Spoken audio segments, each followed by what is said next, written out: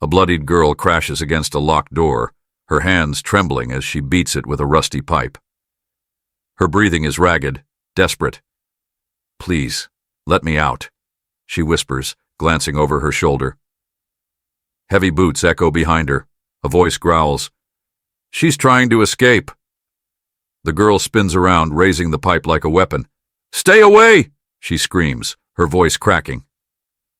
Out of the shadows, a man steps forward, his face cold and unreadable. "You really thought you could run," he says, grabbing her by the arm. She struggles, but his grip tightens. Her muffled cries fade as he drags her into the dark, and the door swings shut with a deafening clang. How did it come to this? Let's go together on this journey to uncover a story of betrayal, obsession, and deadly revenge. Remember to subscribe for more shocking stories like this. You won't find them on Google. Reverend Isaiah Moore lived in the small town of Florence, Alabama, a man whose faith had been tested in the fires of unimaginable grief. His sermons, though uplifting, carried a weight that seemed to hang on every word, every pause. Few knew the full extent of the heartbreak that shaped the preacher they admired. Isaiah's life had once been a picture of joy. Married to his high school sweetheart Mary, they built a family of 5, 3 bright-eyed children who filled their modest home with laughter and hope. But one rainy night, everything shattered. Mary and the children were driving home from a church potluck when a drunk driver barreled into their car at an intersection. Isaiah arrived at the scene too late, just in time to see the crumpled remains of their vehicle and the covered bodies being loaded into ambulances. The sight stole the breath from his lungs. The grief that followed nearly consumed him.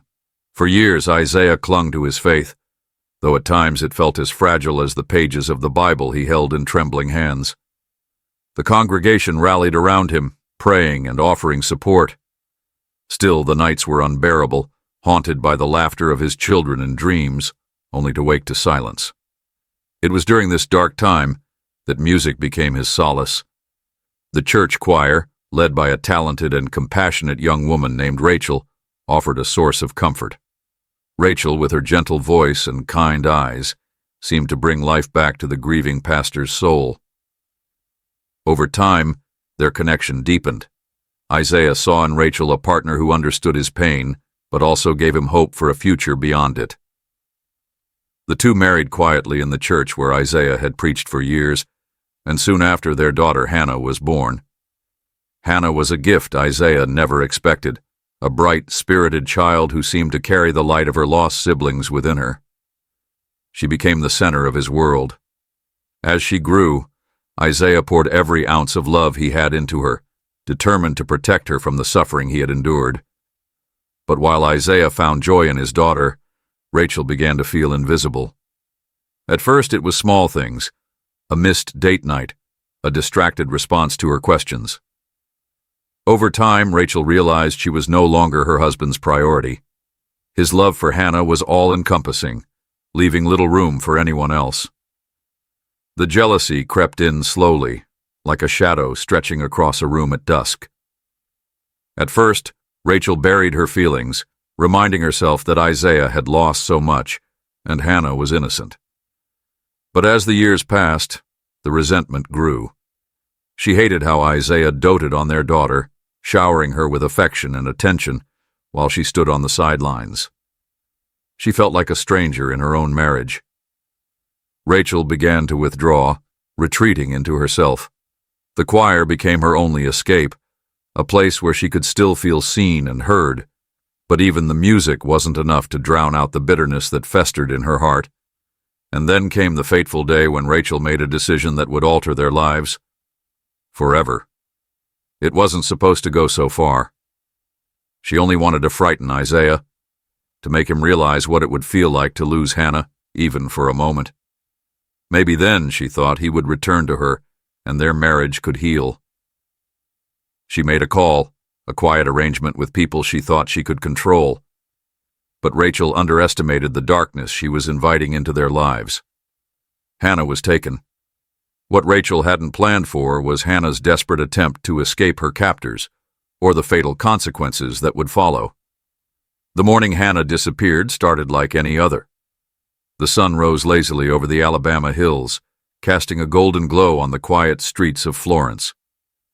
Isaiah sat at the kitchen table, his Bible open beside a steaming cup of coffee. Rachel hummed in the background, preparing breakfast. Hannah, now 16, darted around the house, gathering her school things. "Don't forget your piano practice after class," Isaiah called, a warm smile on his face. "I won't, Dad," Hannah replied with a playful roll of her eyes. "You act like I've never been on time." Rachel watched from the doorway, her heart a knot of emotions she couldn't untangle. On the surface, everything seemed perfect, but beneath it all, she felt like an outsider watching her husband and daughter share a bond she could never fully penetrate. By afternoon, Isaiah's world began to shift. He had just finished visiting a sick parishioner when his phone buzzed with a call from Hannah's school. "Reverend Moore," the principal's voice was tense. "Hannah didn't show up for her last class." Confusion gave way to worry as Isaiah called Rachel. Her voice cracked on the other end. "She hasn't come home yet? Maybe she's at practice." But Hannah wasn't at the piano studio, nor was she at any of her usual hangouts. As the hours dragged into the evening, a sinking dread began to take hold. Isaiah called everyone he could think of. Her friends, her teachers, even neighbors. No one had seen her. By nightfall, the police were involved. Officers combed through the town, but no leads surfaced. Isaiah stood outside the house, pacing under the flickering porch light, his hands pressed together in prayer. Rachel sat inside, staring at the phone, willing it to ring. The days that followed were a blur of search parties, missing posters, and desperate prayers. Isaiah, ever the pillar of strength for his congregation, found himself unraveling. His faith, which had sustained him through so much, now felt like a brittle shell. Rachel, on the other hand, was crumbling. She avoided eye contact with Isaiah, her guilt gnawing at her like a parasite. She hadn't intended for it to go this far. The men she hired promised to keep Hannah safe, to scare her just enough to send a message. But now, even Rachel didn't know where her daughter was, or if she was still alive. The call came 5 days later. Isaiah answered on the first ring, his voice trembling. "We found her," the officer said grimly. Rachel's knees buckled as she overheard the words. She clutched the counter for support, her breath shallow. Isaiah arrived at the scene just before dawn. The field stretched endlessly under the gray morning sky, a stark and lifeless landscape. Officers worked quietly, their faces tight with grief. Hannah's body lay at the base of a shallow ravine, her hands scraped raw and her clothes torn. The lead investigator approached Isaiah, his hat clutched to his chest. "It looks like she tried to run," he said softly. "She must have fallen while trying to get away." Isaiah fell to his knees, his cry piercing the still air. Rachel, though absent from the scene, sat at home trembling, dreading the inevitable questions. When the suspects were arrested, the story that emerged was one of carelessness and greed. Hired by Rachel, the kidnappers had been unprepared for Hannah's determination to escape. Their neglect and incompetence led to her death.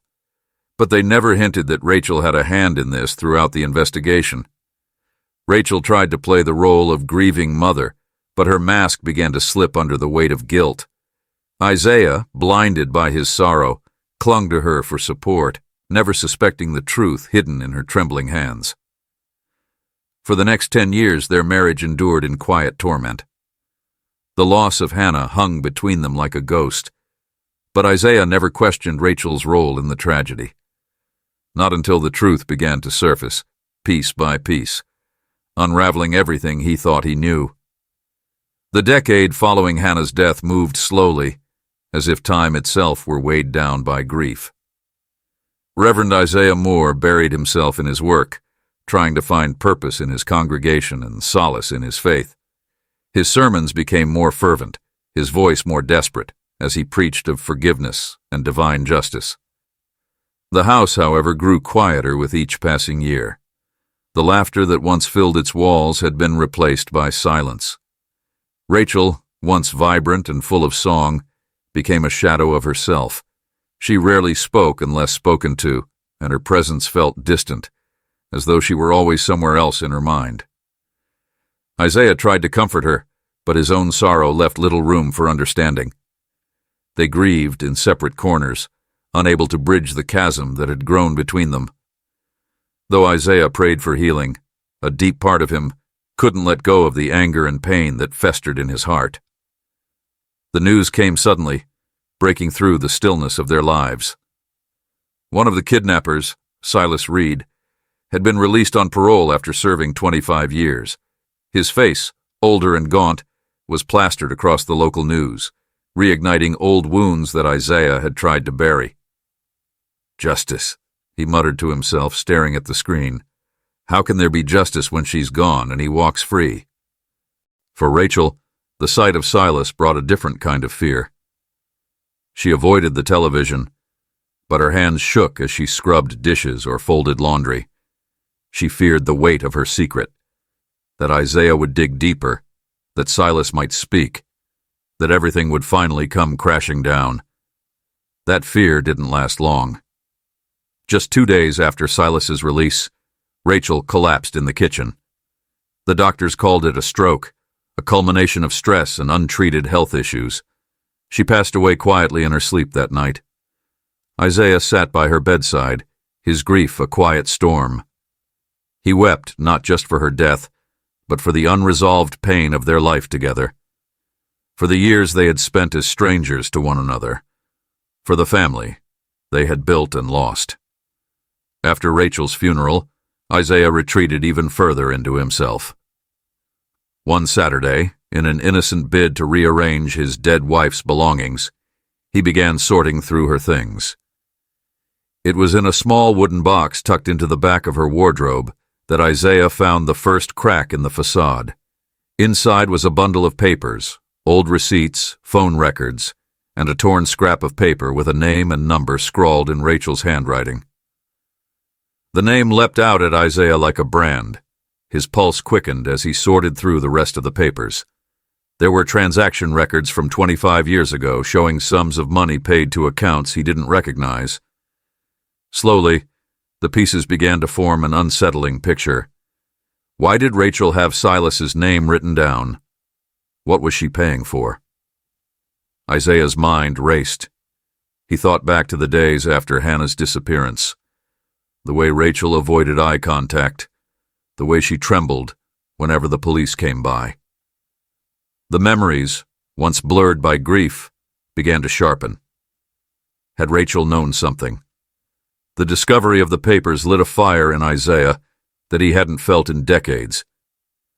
It wasn't the righteous anger of a grieving father or a man of faith.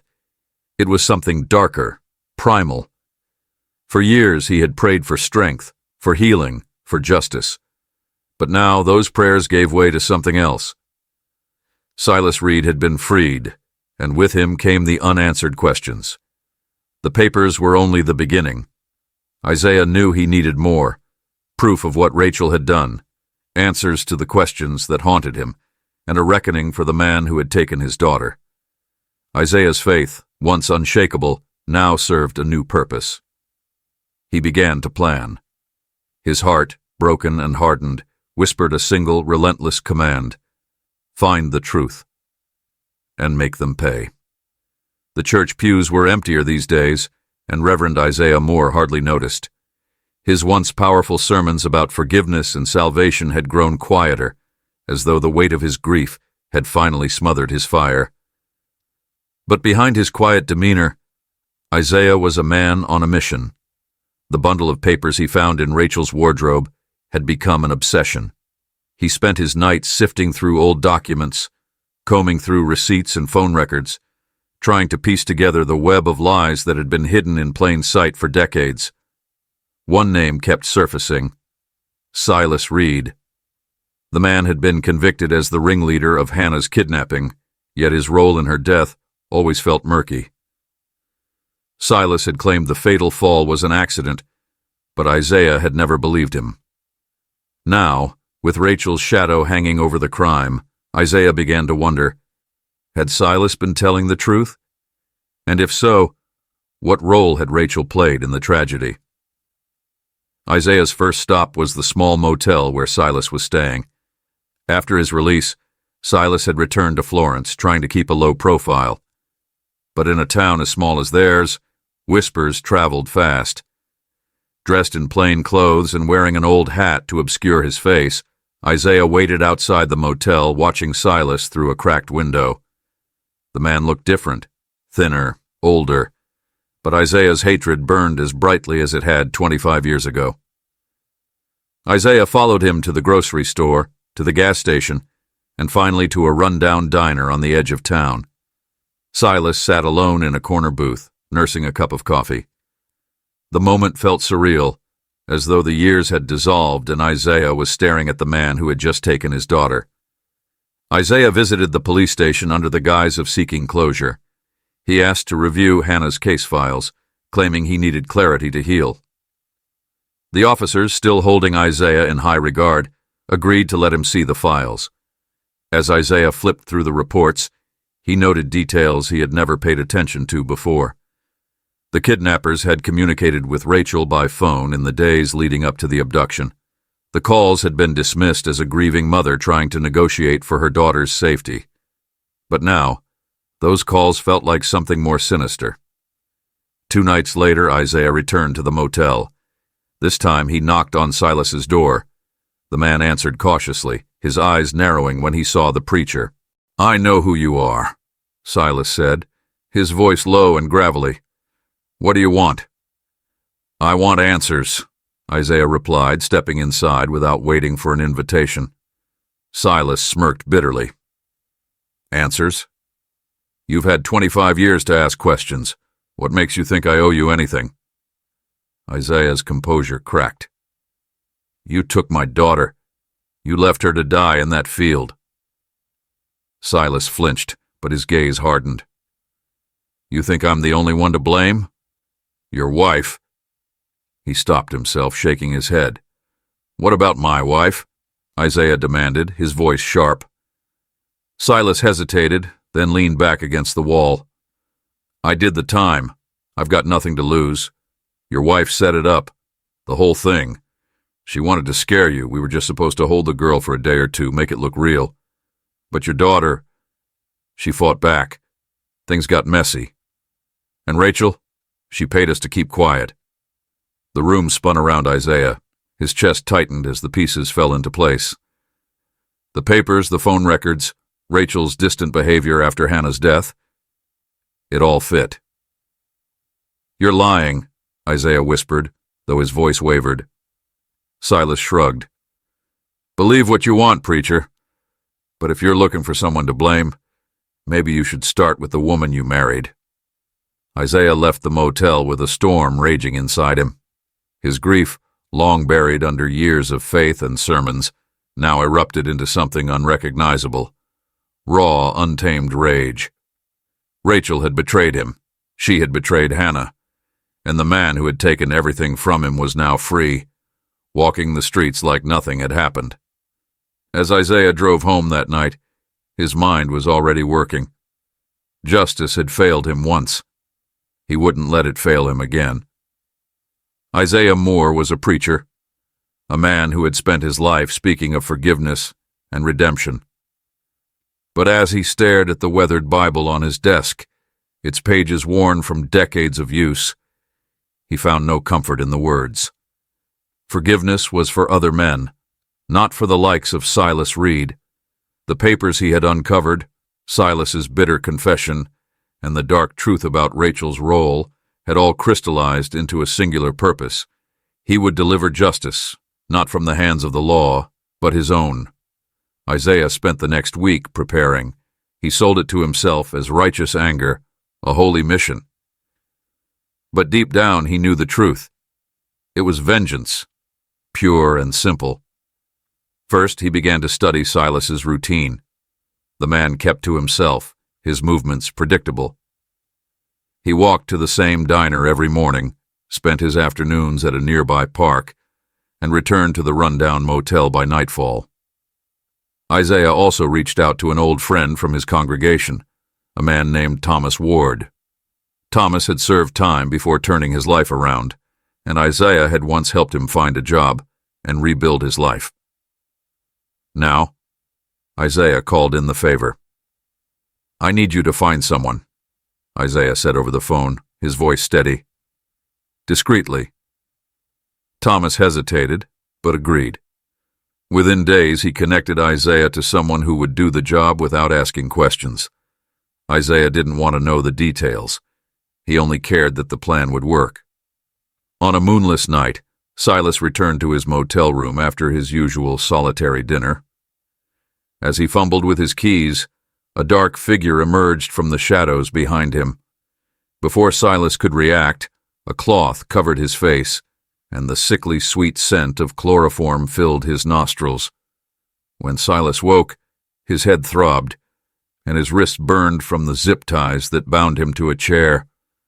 The room was unfamiliar, an old basement, dimly lit by a single bare bulb. Across from him sat Isaiah, his eyes cold and unrelenting. "Welcome to your reckoning," Isaiah said, his voice calm but laced with venom. Silas struggled against his bonds, his breathing uneven. What is this?" "This," Isaiah said, standing and pacing slowly, "is the justice you never received. For my daughter, for the life you took, and for the lies you've hidden behind for decades." Silas's face twisted in fear. "I didn't mean for her to die. I told you it wasn't supposed to happen like that." Isaiah slammed a fist against the table, his voice booming. "You think that absolves you? You took her, you held her captive, and now you dare to sit here and make excuses?" Isaiah spent hours interrogating Silas, pushing him for every detail of the kidnapping. The more Silas spoke, the more Isaiah realized how deep the betrayal went. Rachel had orchestrated the entire plan, hiring Silas and his crew to stage the abduction. She wanted to frighten Isaiah into appreciating her, but she underestimated Hannah's determination to fight back. "She wasn't supposed to die," Silas repeated, his voice breaking. "She was brave, too brave. She almost got away, but—" He trailed off, his face pale. "But you couldn't let her," Isaiah finished, his voice dripping with disgust. "I panicked," Silas cried. "She ran, and she fell. I swear, it was an accident." Isaiah's hands trembled as he gripped the edge of the table. Silas's words only confirmed what Isaiah already knew. Rachel had set the nightmare in motion, and Silas had finished it. But knowing didn't bring peace. It only deepened the storm within him. Isaiah stared at Silas, his mind a whirlwind of rage and despair. His faith, once the anchor that held him steady, now felt like an empty shell. He had spent years preaching forgiveness, but what did forgiveness mean in the face of such evil? He pulled a knife from his coat pocket, its blade gleaming under the dim light. Silas's eyes widened in terror. "You can't—" "You're a preacher," Silas stammered. "You're supposed to forgive." Isaiah leaned in close, his voice low and steady. "I'm also a father, and I made a promise to my daughter that I'd always protect her. You took that from me. Now, you'll answer for it." Silas begged, his voice cracking, but Isaiah remained unmoved. He raised the knife, his hand steady despite the storm raging inside him. But he didn't strike. Not yet. Isaiah wanted more than blood. He wanted Silas to feel every ounce of fear, guilt, and regret that Hannah had felt in her final moments. The basement was suffocating, the air heavy with silence broken only by Silas's ragged breathing. Reverend Isaiah Moore stood over him, the knife glinting ominously in the dim light. His hand was steady, but his mind was anything but. Years of grief, betrayal, and unanswered prayers swirled in Isaiah's head. He had spent decades preaching of forgiveness, of turning the other cheek, but in this moment, none of it mattered. The man before him had robbed him of his daughter, shattered his life, and now sat tied to a chair, pleading for mercy he didn't deserve. "I've spent my life believing there's justice in the world," Isaiah said, his voice low and deliberate. "That good men are rewarded and evil men pay their price. But you walked free, Silas. You walked free while Hannah lies in the ground." Silas squirmed in his restraints, his face pale. "I've paid. I did 25 years. Isn't that enough?" Isaiah slammed the knife into the table beside Silas, the blade sinking deep into the wood. Silas flinched, his breath hitching. "Enough?" Isaiah hissed. "She had her whole life ahead of her. You took that away. And now you want to talk about what's enough?" He leaned in closer, his voice softening but losing none of its menace. "Do you know what it's like to bury your child? To sit in that empty house and hear nothing but the echoes of what used to be? Tell me, Silas, does 25 years of prison erase that?" Silas broke down, his shoulders shaking with sobs. "I'm sorry," he choked out. "I'm sorry for what happened to her. But Rachel, she was the one who made it happen. She paid us. She gave the orders." Isaiah's expression darkened. "And now Rachel's gone, leaving me with nothing but her lies. That doesn't absolve you of your guilt. You could have walked away. But you didn't, did you? You chose this." Isaiah circled Silas like a predator sizing up its prey. He picked up the knife again, holding it with a quiet intensity that made Silas tremble. "Tell me, Silas," Isaiah said, his voice calm but laced with venom. "Do you believe in God?" Silas blinked, his mouth opening and closing as though unsure how to answer. I don't know," he finally whispered. Isaiah let out a bitter laugh. "You're about to find out."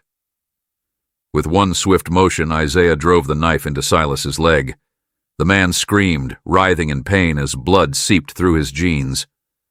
Isaiah pulled the blade free, his face unreadable.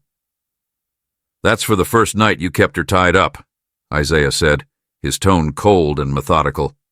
He raised the knife again, striking Silas's arm this time. "And that's for the second."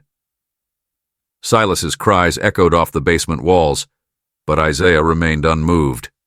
Each strike was calculated, meant to inflict pain without killing.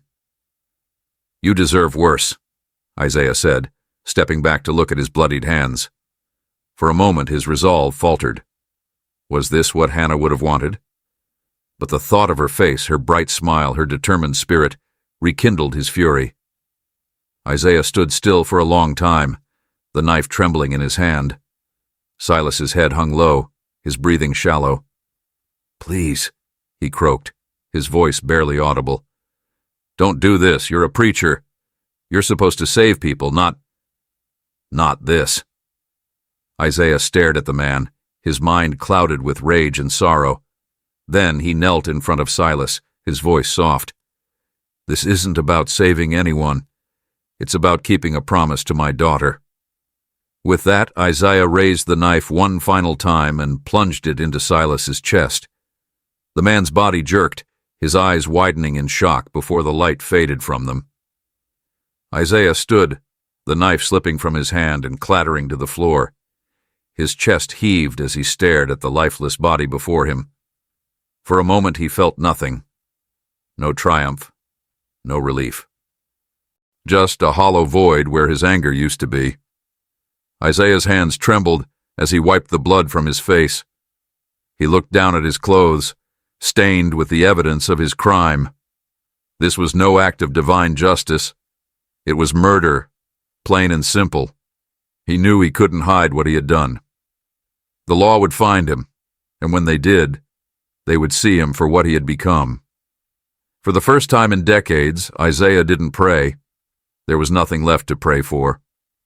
Isaiah Moore sat alone in the dim sanctuary of his church, the stained glass windows casting fractured colors across his blood-stained hands. The echoes of his final act reverberated in his mind like a haunting hymn. He had taken justice into his own hands, but now he wondered if he'd lost what little of his soul remained. The morning after Silas Reed's murder, Isaiah walked into the police station. his face lined with exhaustion and resolve. The officers looked up, surprised to see the town preacher, but their confusion turned to alarm as he placed a bloodied knife on the counter. "I need to confess," Isaiah said, his voice steady. The room went silent as his words sank in. Within minutes, Isaiah was handcuffed and escorted to an interrogation room. The officer leading the questioning, Detective Martha Gaines, had grown up in Florence and knew Isaiah as a pillar of the community. She looked at him with a mixture of disbelief and sadness.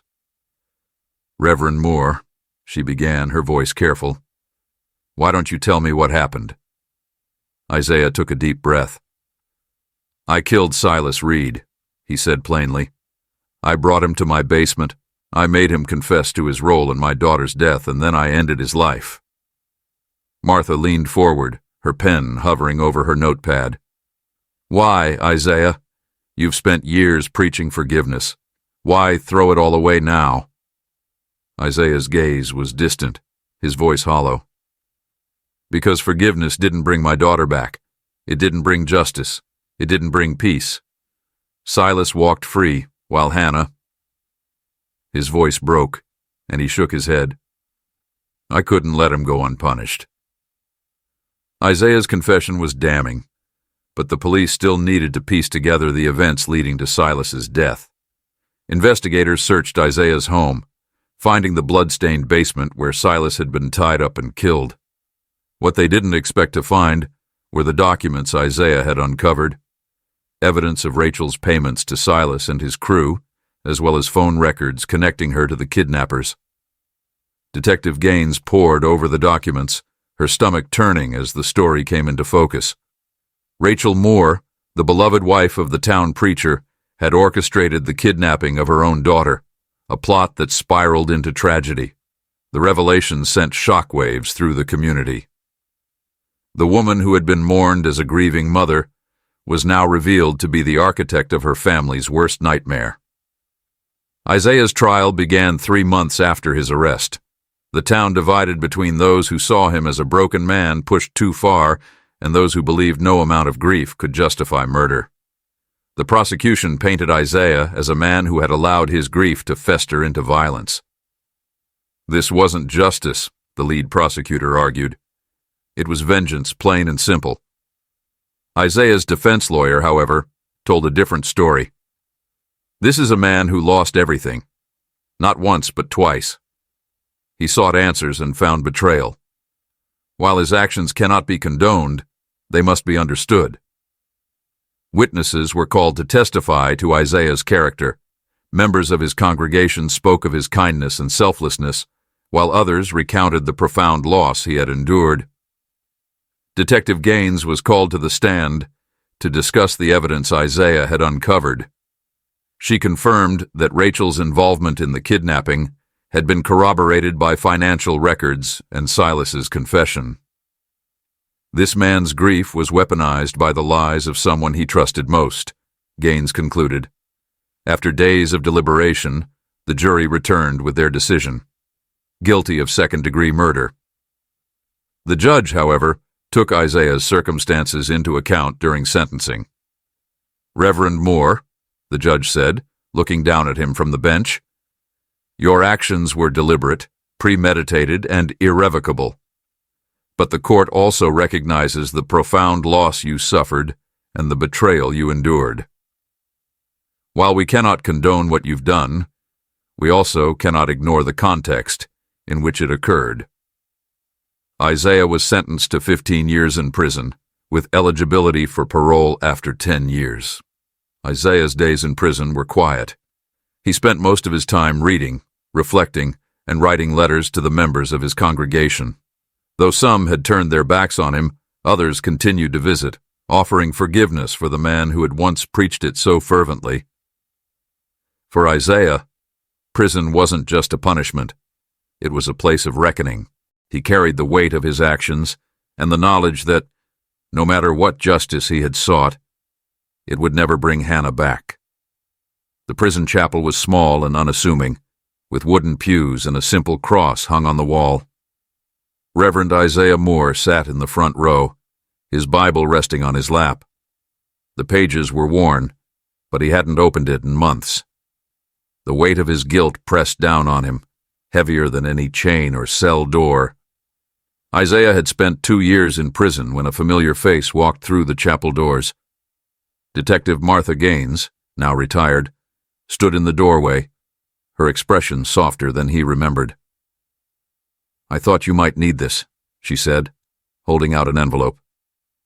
Isaiah took it with trembling hands. "What is it?" "Closure," she replied simply. Inside the envelope was a letter, written by Rachel Moore. Isaiah's hands shook as he unfolded the letter, the edges yellowed with time. Rachel's handwriting was familiar, yet the words she wrote felt like those of a stranger. "Isaiah, if you're reading this, it means the truth has finally caught up with me. I never meant for things to go so far, but I see now that my jealousy and bitterness destroyed us. I thought I was teaching you a lesson, showing you what it felt like to be invisible, to lose the one person you love most. But I underestimated Hannah's strength. I didn't want her to die. God knows I didn't want that. But once it happened, I was too much of a coward to tell you the truth. You always deserved better than me. I hope you can find it in your heart to forgive me someday, though I know I don't deserve it. And if you can't, I hope you'll at least find peace. Rachel." Isaiah stared at the letter for what felt like hours. It confirmed what he already knew, but seeing it in her own words brought a fresh wave of pain. Rachel's jealousy had cost them everything, and her silence had left him to unravel the pieces alone. In the weeks that followed, Isaiah began to write his own letters. He wrote to members of his congregation, apologizing for failing to live up to the principles he had once preached. He wrote to the families of Silas Reed's accomplices, expressing his regret for the cycle of violence his actions had perpetuated. But the hardest letter he wrote was to himself. In it, he poured out the guilt he had carried since Hannah's death, the betrayal he felt toward Rachel, and the hatred he had harbored for Silas. When he finished, he burned the letter in the prison courtyard, watching the ashes scatter in the wind. It wasn't forgiveness, but it was the closest he had come to letting go. Can redemption truly be earned after a lifetime of pain and betrayal? What would you have done in Isaiah's shoes? Let us know your thoughts, and don't forget to subscribe for more stories that delve into the darkest corners of the human heart.